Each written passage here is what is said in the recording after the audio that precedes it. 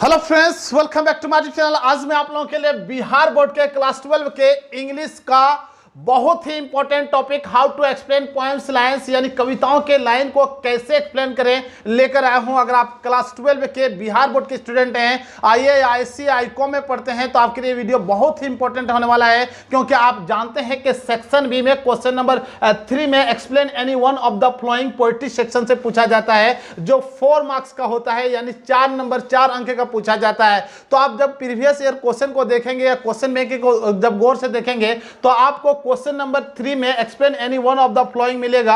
उसमें poetry section से जो है पूछा जाता है। तो पोएट्री सेक्शन में से भी पूछा जाता है, प्रोज सेक्शन में जो है प्रोज सेक्शन में क्वेश्चन नंबर 2 में मिल जाता है। तो उसका भी वीडियो मैं अपलोड कर चुका हूं, आप देख सकते हैं पोएट्री।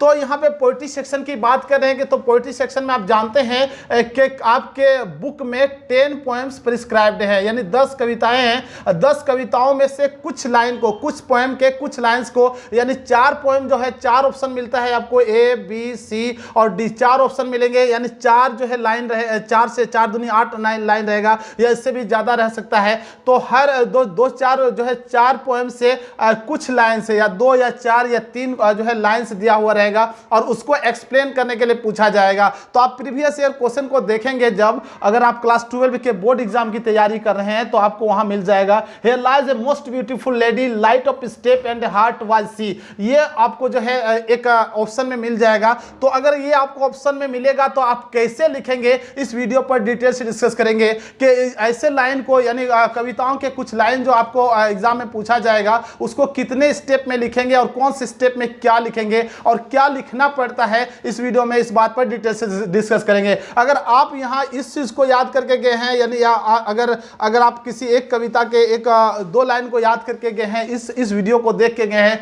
और एग्जाम में आपको ये नहीं पूछा जाता है, तो आप क्या करेंगे इस पर भी डिटेल से जो डिस्कस करेंगे, ताकि आपको अधिक से अधिक मार्क्स एग्जाम में मिल जाएगा। आपको घबराने की जरूरत नहीं है, सिर्फ मेरे वीडियोस को आप देखते रहिए। मैं सारा जो है लगभग 95% से ज्यादा जो है आपके सिलेबस का वीडियो अपलोड कर चुका हूं, मेरे वीडियोस को भी देख लेंगे। ओके, तो हम लोग जो है पहले समझते हैं कि लिखा कहाँ जाता है और कैसे लिखा जाता है, कितने स्टेप में लिखा जाता है। तो देखिए मैंने जो है नंबरिंग किया है और स्टेप वाइज, स्टेप 1, स्टेप 2 और स्टेप 3। तो ये मैंने आपको समझाने के लिए लिखा है, नंबरिंग किया है। आपको वहाँ एग्जाम में जो है नंबरिंग नहीं करने की जरूरत है, स्टेप देने की जरूरत नहीं है। तो इसको जनरली जो है 3 स्टेप में लिखा जाता है, यानी 3 पैराग्राफ में लिखा जाता है। तो फर्स्ट पैराग्राफ में आप क्या लिखेंगे, सेकेंड पैराग्राफ में क्या लिखेंगे, थर्ड पैराग्राफ में क्या लिखेंगे, पहले समझते हैं, ताकि आपको एग्जाम में अगर ये अगर पूछा जाता है तो अच्छी बात है। अगर नहीं आएगी, नहीं ये पूछा जाता है, कुछ और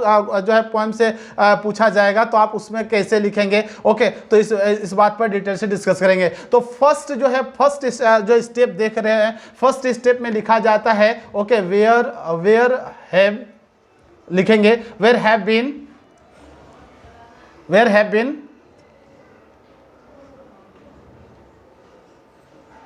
where have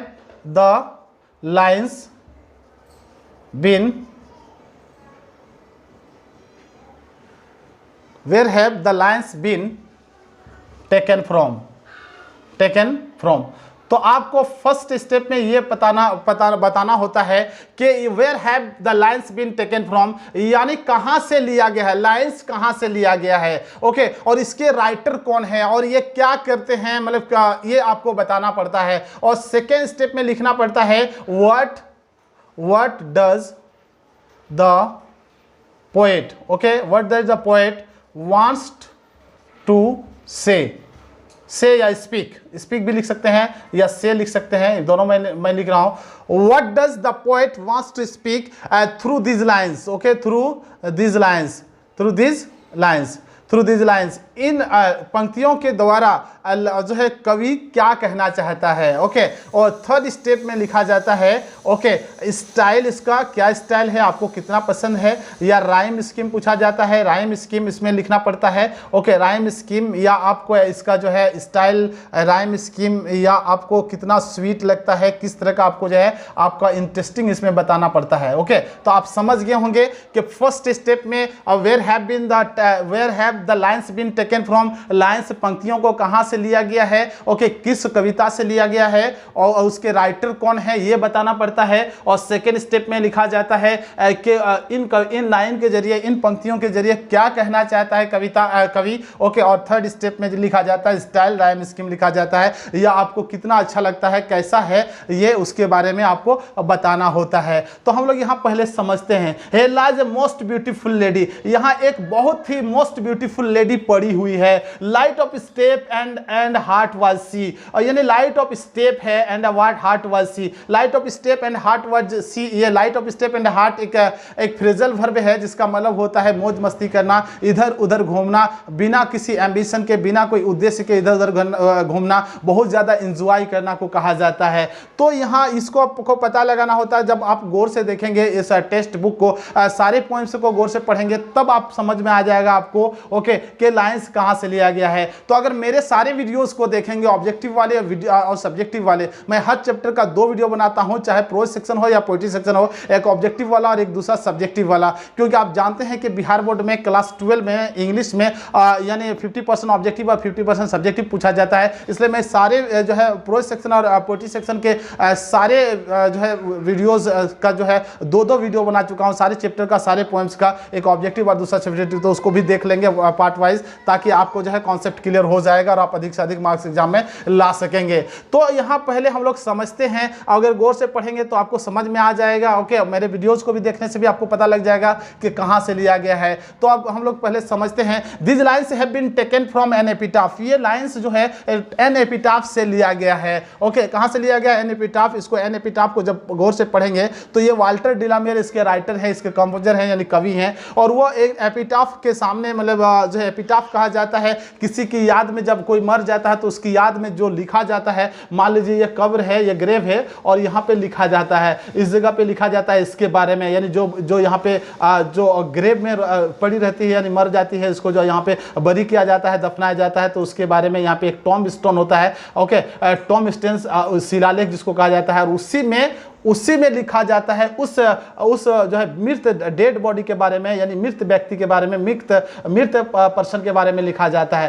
तो जब ये एक तरह का 8 लाइन्स का पोएम है और इसको गौर से पढ़ेंगे तो यहाँ वाल्टर डिलामेयर लिखते हैं एक प्रेमी के रूप में, और जब ये उसकी एक लेडी से बहुत ज़्यादा प्यार करते हैं, उनको लगता है कि दुनिया की सबसे खूबसूरत औरत है, तो वो जाते हैं, यहाँ पे जो है पड़ी हुई है और टॉम स्टोन के सामने, कब्र के सामने बैठकर वो बोलते हैं, ओके, बैठे हुए हैं, रो रहे होते हैं, आंखों में आंसू आता है, ओके। और टॉम स्टोन में ये लाइन लिखा हुआ है, टॉम स्टोन में से शिलालेख में इस लेडी के बारे में लिखा होता है, क्योंकि आप जानते हैं कि ऐसा होता है, कब्र में जो रहता है उसके बारे में पूरा इंट्रोडक्शन भी दिया रहता है, लेकिन ये लिखा हुआ है। और क्या लिखा है, ये lies a beautiful most beautiful lady, यहाँ पे एक बहुत ही जो खूबसूरत, अत्यधिक खूबसूरत लेडी है पड़ी हुई है इस कब्र में, यहाँ पे लिखा हुआ है। और वाल्टर डिलामेयर यहाँ पे बैठ के बात कर रहे हैं, हम लोगों को बता रहे हैं, light of step and heart was she, और वो लाइट ऑफ स्टेप थी यानी इधर उधर बहुत ज्यादा घूमती थी, हल्के जो है धीमे धीमे कदमों से, किसी भी तरह से एंजॉय बहुत हमेशा करते थे,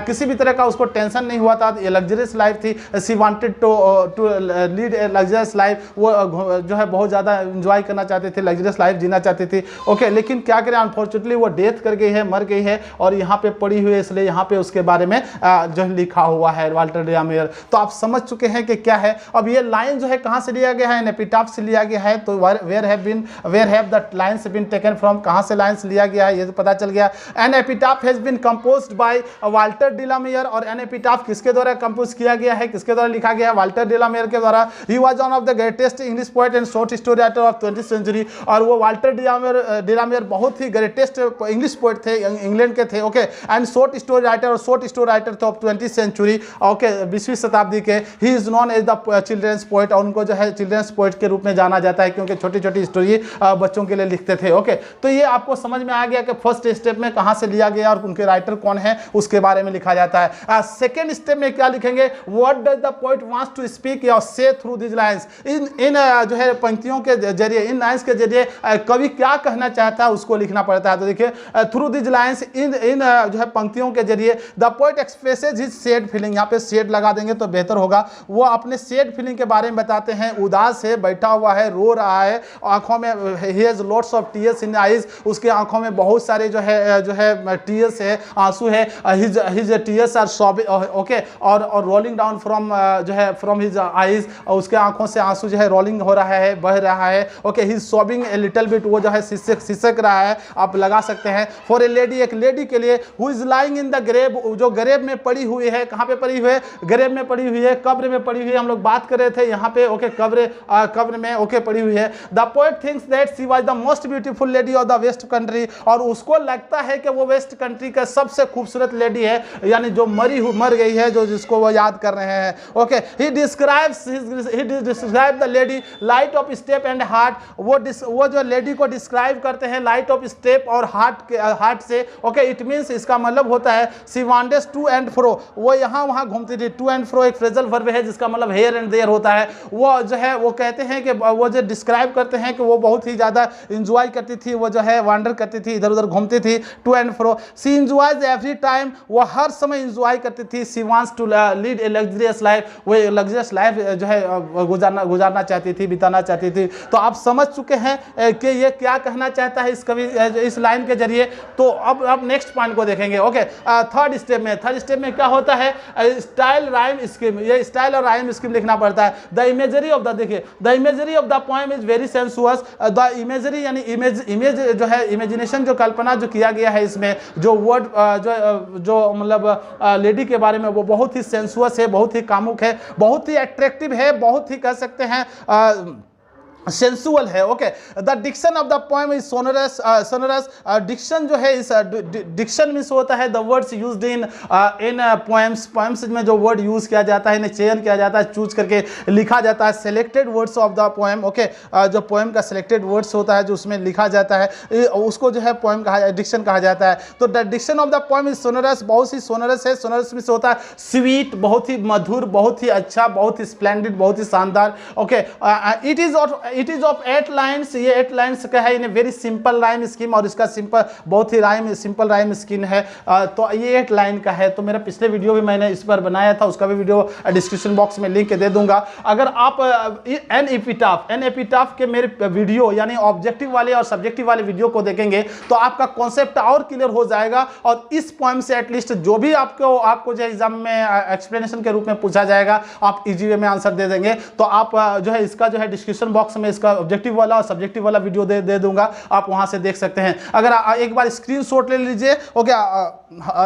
उसके बाद अगर आपने अभी तक मेरे चैनल को सब्सक्राइब नहीं किया है तो प्लीज सब्सक्राइब कर लीजिएगा, दोस्तों को शेयर कीजिएगा, अच्छा लगा तो कमेंट जरूर कीजिएगा। थैंक यू, मिलते हैं नेक्स्ट वीडियो में। Keep watching my all videos so that you may get lots of mark, you can get good marks, okay, in the examination.